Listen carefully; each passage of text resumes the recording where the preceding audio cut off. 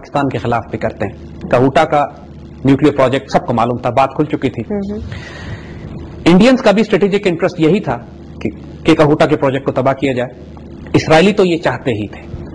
American سے چھپا کے اسرائیلیز نے اور انڈینز نے, یعنی وہ پہلا یہ براہ راست موقع تھا کہ جب Zionist connection, Jewish Zionist and Hindu Zionist actually got together in a very aggressive mood to destroy the Pakistan nuclear programme. انہوں نے دیٹ آفٹر 1981 جب عراق کا نیوکلیر پروجیکٹ تباہ کرنے کے بعد ان کو حوصلہ ہوا. اور دیکھیے 1984 میں ایک ایکچوئل انہوں نے پلان بنایا, اٹیک 1984 میں کرنا تھا انہوں نے, اور پلان یہ تھا کہ کچھ طیارے اسرائیل سے آئیں گے, کچھ طیارے انڈین ایئر بیسز سے فلائی کریں گے. انڈینز بھی اس میں انوالوڈ ہوں گے, اسرائیلی بھی انوالوڈ ہوں گے, اور یہ اٹیک کہوٹا پہ آیا جائے گا.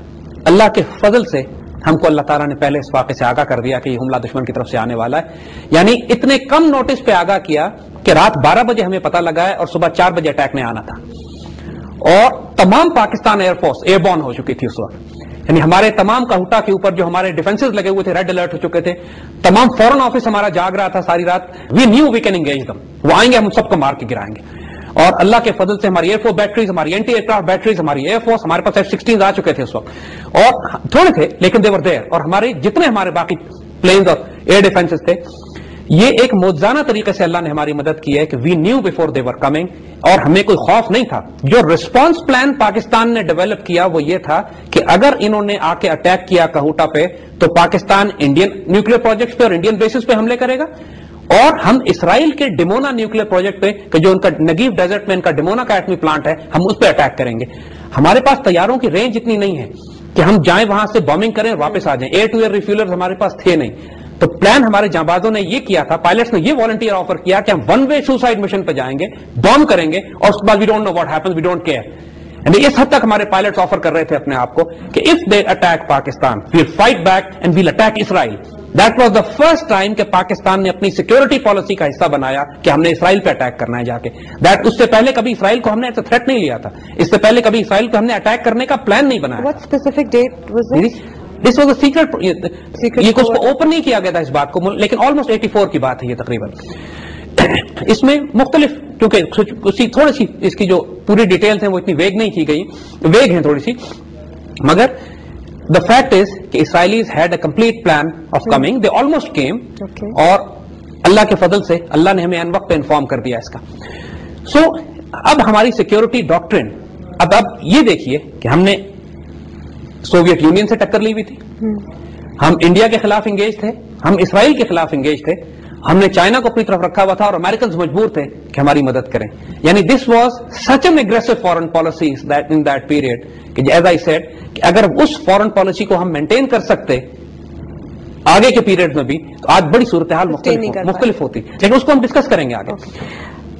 اب بات کرتے ہیں تھوڑی سی سیکشن کے بارے میں. Let's talk about section. جی, کیونکہ جیسے عرض کیا یہ وہ پیریڈ تھا کہ جب دونوں چاروں طرف سے اسرائیلیز, انڈین, سوویٹس ہر طرف سے ہمیں کارنر کرنے کی کوشش کر رہے تھے, because Pakistan was actually hyperactive at that time. یعنی ہم نے پورے ریجن میں سینٹرل رول ہمارا تھا.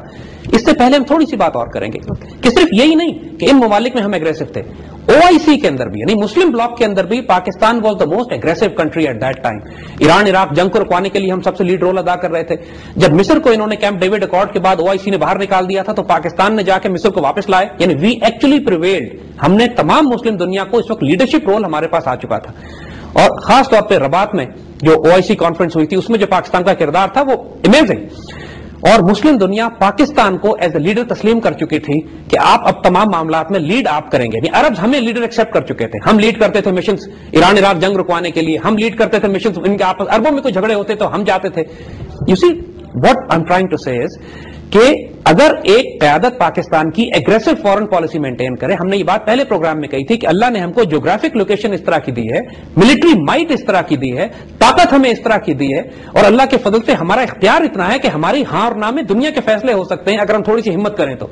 اگر ہمارے لیڈرز تھوڑی سی ہمت کریں, یہ خوف اپنے وجود میں کھاتے ہیں. اس لیے کہ بات جو پہلے کہی تھی, دیکھیے کہ نہ ان کے ہاتھ صاف ہوتے نہ دل و نگاہ پاک ہے.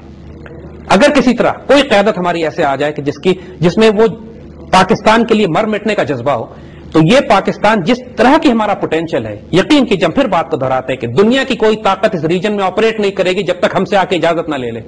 ہاں وہ اس یہ 84 کی بات میں ہم یہ کر چکے ہیں, یہ نہیں کہ ہم نے کیا ہوا نہیں ہے. 84 میں جب ہمارے پاس نیوکلیر میسائل پروگرام بھی نہیں تھا, ہمارے پاس نیوکلیر بم بنا ہوا نہیں تھا, اس وقت ہم یہ کر رہے تھے. تو اب کیوں نہیں کر سکتے جب ہمارے پاس یہ ریسورسز اویلیبل ہیں. سو 1984 میں انڈینز نے جب یہ دیکھا کہ اب مین ہمیں وہ تنگ نہیں کر سکتے ہیں, پاکستان وہ سو ہے beautifully placed in the global stage, انہوں نے سیاچن میں ایک مداخلت کی. دیکھیے جیسے ہم نے عرض کیا کہ لائن آف کنٹرول کسی کے نہیں ہے, جس کو موقع ملتا تھا لائن آف کنٹرول میں انٹروڈ کرتا تھا, داخل ہوتا تھا.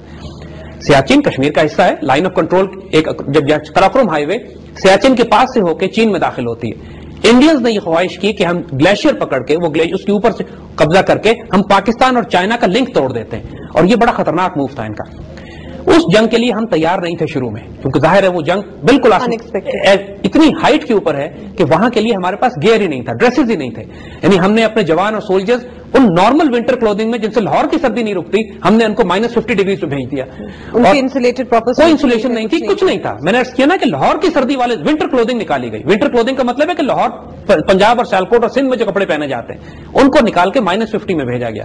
ہمارے جانباز شہید ہوتے گئے صرف سردی کی وجہ سے, اس لیے کہ اکوپمنٹ نہیں تھا, سامان نہیں تھے. ہمارے پاس ہائی الٹیٹیوڈ ہیلی کاپٹر نہیں تھی.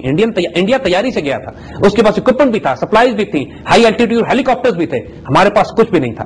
یہ مقصد, یہ ڈائیورژن انہوں نے اپنے فائدے کے لیے بھی کی تھی, اور سوویت یونین نے بھی ان سے کہا تھا کہ ڈائیورژن کریٹ کرو تاکہ پاکستان افغانستان میں انوالو ہونا طرف بند کر دے. تو پاکستان نے اس وقت ایک ہمارے لیے کرائسس بن گیا, لیکن ہم نے اس جنگ کو بھی سنبھالا. یعنی سیاچن میں پھر ہم نے اکوپمنٹ آہستہ آہستہ over period of time we got better organise, وہاں ہم نے ان کو بہت مارا اللہ کے فضل سے. اور اب کیفیت یہ ہے کہ سیاچن میں لائن سٹیبلائز ہو گئی. وہ جو قراقرم ہائی وے کو خطرہ تھا وہ اسی وقت روک دیا گیا تھا, وہ آگے نہیں بڑھ سکے, وہ رک گئے, لیکن پوزیشن سٹیبل ہے, وہاں تقریباً موومنٹ آگے پیچھے مشکل ہوتی ہے. So this was all just to break the Pakistan-China link? دونوں باتیں, پاکستان چائنا لنک بھی توڑنا تھا, اور دوسرا پاکستان کی توجہ ہٹانی تھی افغانستان سے. یعنی وہ پاکستان کو ڈائیورژن تھی, اور یہ رشین کے کہنے پہ انڈینز نے کیا تھا. اور آبجیکٹو دوسرا یہ تھا کہ پاکستان چائنا لنک توڑا جائے, اور اس کنفیوژن میں کہ پاکستان افغانستان میں انوالوڈ ہے, یہ موقع سے فائدہ اٹھا کے لائن آف کنٹرول چینج کر لیں گے. جیسے عرض کیا نا کہ یہ جس کو موقع ملے گا وہ لائن آف کنٹرول پہ کرے گا, اور یہ بات ابھی ہم بتا دیں, ہمیں موقع ملے گا ہم کشمیر بھی لے لیں گے, لائن آف کنٹرول بھی چینج کریں گے, اور اس میں کوئی بری بات نہیں ہے, وہ بھی کرتے ہیں اور ہم بھی کرتے ہیں. سو دس واز 1984 میں پاکستان اور انڈیا ریلیشن شپس یہاں پہنچے ہوئے تھے. اور when the Indians did the cross the Siachen, اور پاکستان کے لیے انہوں نے وہاں پرابلم کی, پھر پاکستان میں یہ فیصلہ کیا گیا کہ اب انڈینس کو ذرا مزہ چکھایا جائے, اور پھر ہم نے ان کو وہ مزہ چکھایا کہ وہ آج تک اس کو یاد کر رہے ہیں. اس پہ ہم ابھی تھوڑا سا اس کو ڈسکس کرتے ہیں. ٹھیک ہے جی, اب تھوڑا سا ہم آ جاتے ہیں آپریشن بلو اسٹار, کیونکہ ہم 1984 ڈسکس کریں, so we'll come towards the operation blue star. جی دیکھیے 1984 میں ایک بڑا امپورٹنٹ ایونٹ انڈیا میں ہوتا ہے, جس کی ریوربریشنز آج تک ہیں, اور جس کی وجہ سے میں آپ کو بتا دوں انڈیا ٹوٹے گا انشاءاللہ.